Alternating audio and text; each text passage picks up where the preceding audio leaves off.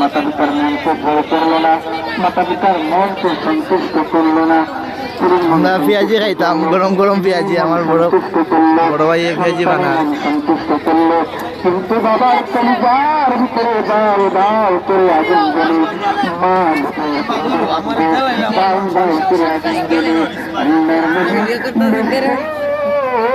ভাল লাগছে আমার, ভাল লাগছে, ভালো লাগছে। পেঁয়াজি খাইতাম, গরম গরম পেঁয়াজি। ইসার বড়া, ঠিক আছে না? হানিফ ভাই ইসার বড়া, হানিফ ভাই ইসার বড়া। বাবার খেদমত করলো না, সে বংশে